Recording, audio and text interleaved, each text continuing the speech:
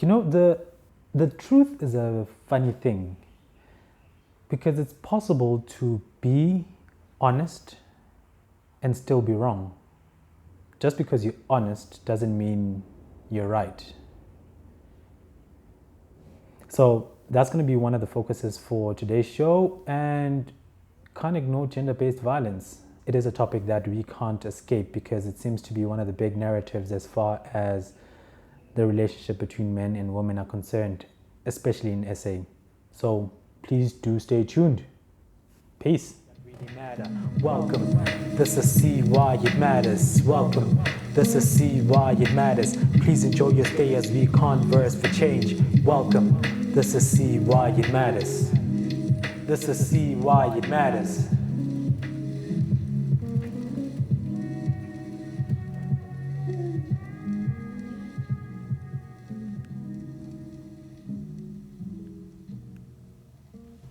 Wait, Dawola, thank you for tuning into the second episode of See Why It Matters. I'm going to be talking on how to be honest and yet be wrong, and equally on gender-based violence. So regarding the first part about being honest and yet being wrong, it's basically to try and set a precedent that we don't need to say the right things, even though they might not necessarily resonate with us. But let us rather have a conversation where we say things that we really feel, even though we stand the chance of being wrong, even when there's cancel culture. It's very difficult to voice out your honest opinion, and without having honest opinions, it's difficult to really have meaningful change. So that's basically the precedent that I'm trying to set up as far as being honest and yet sometimes being wrong. So the first episode I did last week was on defining masculinity as a standalone concept. And I want to say thank you to the guys who've started engaging on the first episode on defining masculinity as a standalone concept before you are a father, before you are a son, before you are a professional. You're a man, you're an individual, and what does masculinity, what does manhood look like for you? Because the assumption here is that even though information exists in a network, by being able to make a good definition for masculinity, that means if you have a genuine, sincere, good man, he automatically becomes a good father, he automatically becomes a good professional, he automatically becomes a good member of society, he automatically becomes a solution to gender-based violence issues. So that was the basic premise of trying to isolate masculinity on its own before integrating it into all other spheres of relationship.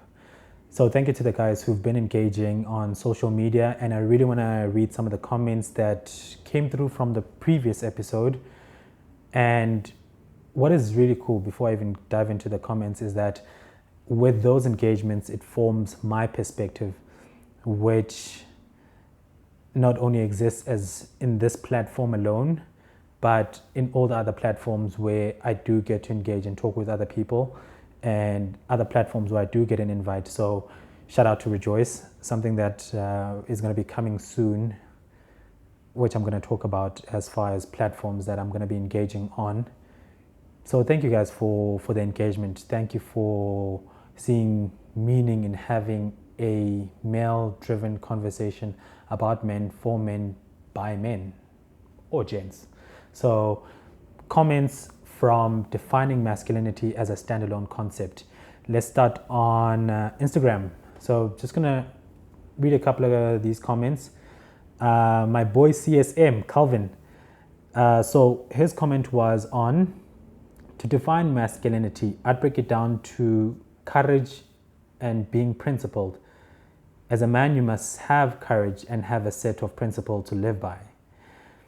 There can be another discussion of good versus bad principles, but firstly, you need to have some, which I think is something that in my growing up has always been the case.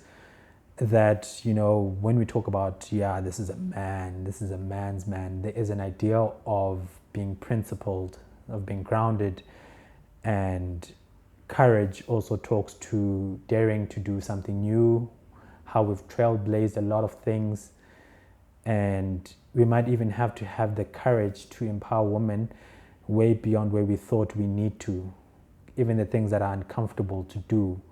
So that's one idea of courage. So I really do resonate so well with that idea of what masculinity is, or some of the characteristics that it pulls from. So thank you to CSM on that point. And jumping into Facebook, I want to send a shout out to John and Tulane for their engagements on masculinity. Those are really cool conversations. So if you haven't checked it out, please do jump on See Why It Matters Facebook page. I won't read the whole thing, but it's just the crux of it. What I really got from the comment from Tulane was basically to say, you know, because masculinity has just been rubbed in so many different things, it's difficult to isolate it, and he's found it difficult to define it. And from our engagement, it became interesting that there's a lot of things that we do that talk to masculinity, but because we're not aware of it, we don't carve it out, we're not intentional, we don't put energy behind it. So from that engagement, here's the small bit that came out. If a boy like myself, more cool as a youngin, you have a machrod man, the guys who are older than you who are doing better. And with those guys, there's a sense of respect and authority that are afforded to them. And so there's been a lot of conversations where masculinity has been touted as this thing of authority, this authoritative energy. And to that very same breath, that same thing sort of applies, because those are the guys who can call us out when we do something that's untoward. Those are the guys that we kind of look up to and set our standard of success. And so that, in a way, does touch on masculinity. So it's not to say that, when we talk on masculinity, we have to reinvent the wheel. Sometimes it's the things that we do well that we're just not too sure of. So that was that. And a comment left by John was, masculinity for me is about having integrity and being able to own up to one's mistakes, which talks to being honest, even sometimes at the expense of being wrong. And when you're able to see that you can make mistakes, it's easy to rectify your mistakes. So that's something that really informed my perspective on masculinity, and I really wanted to send a shout out to you guys for those engagements.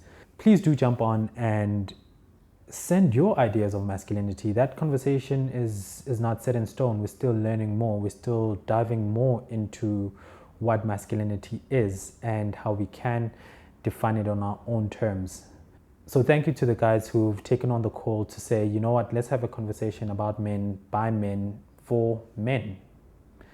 So it definitely goes without saying that there's certain issues that are integrated in masculinity, and as we try and isolate it, we can weed out some of the things that we don't want associated with masculinity, king of which is gender-based violence or femicide or any form of violence to begin with.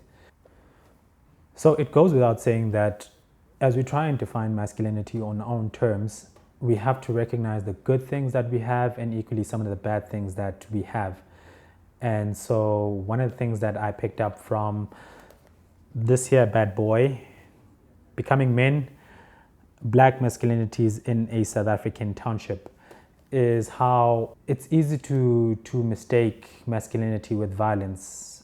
Just because there is like that testosterone and that physical nature to masculinity, it doesn't mean that masculinity is synonymous with violence. But it's something that happens, and it's worthwhile to really dive into and have honest conversations about. So in picking out masculinity and violence, something very interesting from the book is that how a lot of times we are brought up, and even in my own experience, what I was reading, brought back my own experience, is that when you're growing up, there is this sense of courage courage is usually mistaken for just brute force. So you might find that there's a bit of a squabble, and people, instead of giving you logical solutions, always like, oh no, if you're not scared, man up, fight this person. And you're like, but why should I be fighting? Like, maybe I don't want to fight. Maybe there's a better solution to our problem. But that was never part of the conversation growing up. There was always this thing of I don't know if my English data bundles have depleted. Right? There's this idea of bravery being mistaken for physical violence. It's like, oh, you're scared of this person, or you're not going to fight back.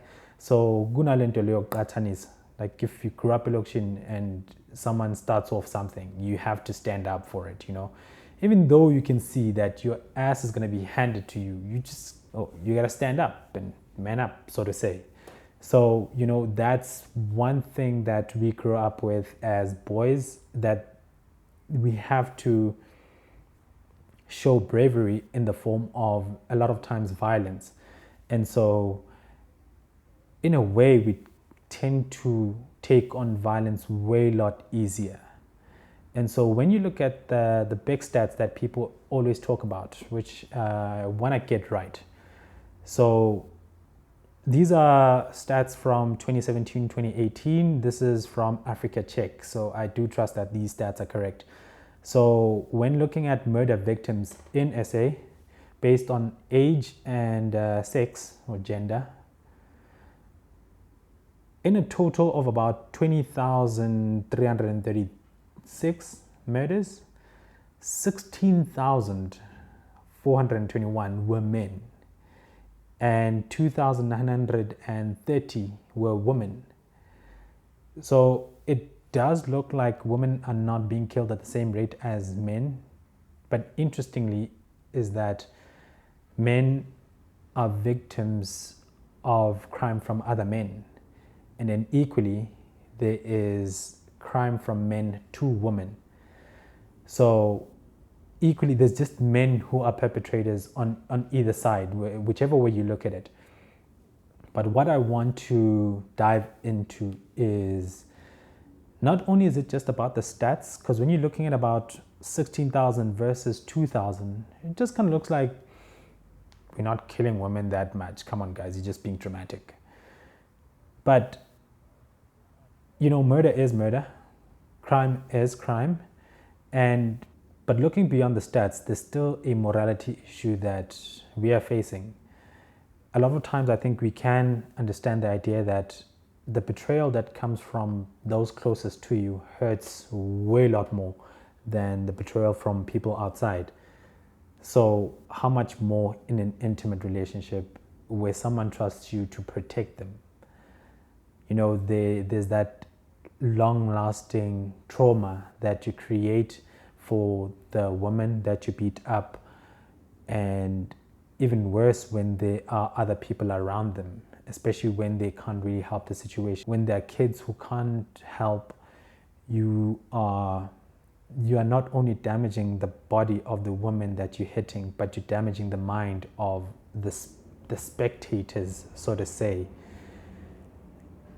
And so there is a big cry to really, really look beyond the stats and say, as gents, we should be doing better, we should be doing more. And that's the challenge. That's the challenge for me in understanding that the damage that is being done by the people around us, by our friends, by our colleagues, is so far reaching that we can't just be bystanders. It calls for the need to do something. We can't just look at the stats and say, women are not being killed at the same rate, we shouldn't be as dramatic. But it is a problem that exists in the country. So I'm also trying to inform myself, I'm trying to learn. And one of the things that I did was pick up this bad boy, Femicide in South Africa by Dr. Nechama Brody. So I'm just gonna quickly read the synopsis of the book. And if my reading sucks, then I sure do need to get a refund for my school fees. I know I need that money. But jumping into this, South Africa has one of the highest murder rates in the world and a femicide rate that is more than 5 times the world average. More than 5 times the world average. So, which is to say, whatever the world is averaging, like, we excel more than what they do. In a society marked by extremely high levels of violence, how is a deadly violence meted out against women different from the everyday violence that happens between men?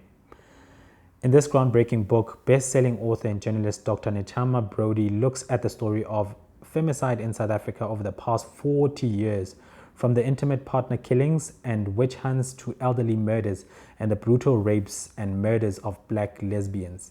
She interrogates the police, public health, and media data, exploring the history of violence against women in an entirely new way that contextualizes and challenges the state and public responses to what has, in reality, been a crisis for decades.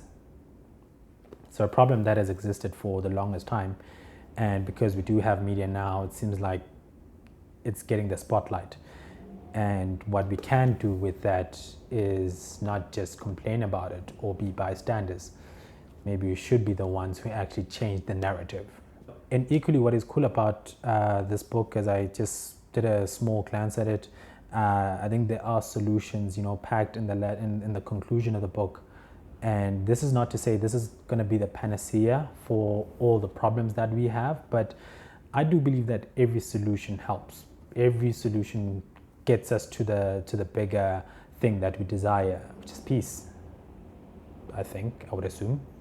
So in conclusion, on the idea of being honest and yet possibly being wrong, and on the idea of gender-based violence, something very interesting happened a while ago, right? I was chilling with a couple of friends, just talking, and women always going to pop up in a conversation when gents are involved. So I forgot what guy A was saying, and we're just like talking, yeah, women are crazy, whatnot. And I remember one of the dudes, as we're just like laughing at whatever, thing we're talking about, is like, guys, I need to make a disclaimer. This does not mean, we have to now be violent, So that was very encouraging, because for me, it spoke to the idea that women can only say so much. Men have to come to the party to fight the scourge of violence. And sometimes the violence, or how we get to being violent, is hidden in our languages and is hidden in our everyday talks. And so when someone says, whether it's a guy banter, when someone says, yeah, but we should be wary not to jump over to the other line, that on its own was like it hit home. It left me with a really good impression, and it challenged me to say, whenever I'm in spaces and I'm having these conversations with gents, should a conversation lead to that part where we could be in a slippery slope, it could be a teachable moment. It could be where we say, yo, but we shouldn't be dealing with things this way. So that's my challenge to all the guys out there. We don't necessarily have all the solutions, but I feel this is one of the tools that we need to be exercising, to be calling each other out on comments that shouldn't be, to be calling each other out on sometimes even behaviors that shouldn't be. So that was a really, really big game changer for me, and something that I'm going to leave for everyone to say, yo, do explore it, check it out, and as you come up with your own solutions, do chuck them in the comment section from all social media platforms. The engagement has really been encouraging. It's a learning curve. It's spreading good and cool ideas and empowering us. Like, that idea for me was very empowering, that we can actually just call each other out on simple conversations. And because those simple conversations are the ones where we're very honest, even when we're wrong. And sometimes we don't even call each other out when we're wrong and honest. So how much more should we really be doing when we can see that, okay, you're honest but wrong. And if our version of masculinity says that you have to stand up to being wrong or acknowledging your mistakes, then it's easy for us to redefine masculinity to form a new identity of masculinity and manhood. So that was it. That's where these two parts meet for the day. And over and above that, the other thing I really wanted to ask is other solutions, to this here thing. Do we have a stance on redemption versus repercussions? If someone is found to be violent, do we want to give them a chance and say, yeah, no, you get like 3 chances and then on the 3rd strike you should go to jail? Or, how do we rehabilitate people when we find out that one of your boys has beaten up a woman, and the woman is not laying any charges? How should we be approaching that whole situation? How should we be approaching that conversation? So that's the conversation and the question I'm leaving for today. So please do hit me up on the comment section with all of the engagements. It is a seriously great learning curve. And that's where I want to leave it for today. The question being, do we have redemption versus repercussions? Sometimes they're not mutually exclusive. And how do we navigate them? Girl doesn't press charges. Boy has done damage. The boy is your boy. What do? Please do hit me up. Other than that, thank you for tuning in. Catch you on the next one. Peace. That really matter. Welcome. This is See Why It Matters. Welcome. This is See Why It Matters. Please enjoy your stay as we converse for change. Welcome. This is See Why It Matters. This is See Why It Matters.